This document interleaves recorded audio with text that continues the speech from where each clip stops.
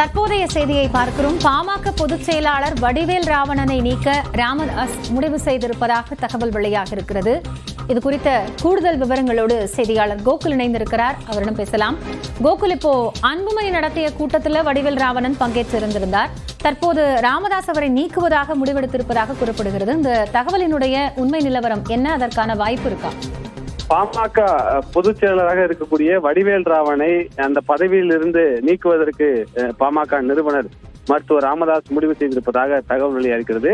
சற்று முன்பு செய்தியாளர்களை சந்திப்பின் போது அவரை காணவில்லை என்றும் அவரை கண்டுபிடித்து கொடுத்தால் ₹100 பரிசு தருவதாகலாம் மருத்துவர் ராமதாஸ் கூறிய நிலையில் ஒரு பொதுச் செயலராக இருக்கக்கூடியவர் தொடர்ந்து நிறுவனரை சந்திக்காமல் இருப்பதும், அதே வேளையில் அன்புமணி ராமதாஸ் நடத்தக்கூடிய கூட்டத்தில் கலந்து கொள்வதும், ஏற்கனவே தைலாபுரம் தோட்டத்தில் பொதுச் செயலருக்கு என்று ஒரு அறை கொடுத்து அவரை தங்க வைத்திருந்ததாகவும், ஆனால் அவர் வரவில்லை என்ற காரணத்தினால், தொடர்ந்து நிறுவனரை சந்திக்கவில்லை என்ற காரணத்தினால், கட்சி பணிகளை சரிவர மேற்கொள்ளவில்லை என்ற காரணத்தை காட்டி அவரை பதவியில் இருந்து நீக்க மருத்துவர் ராமதாஸ் முடிவு செய்திருப்பதாகவும், அதே வேளையில் பாமக சட்ட விதிகளின்படி ஒரு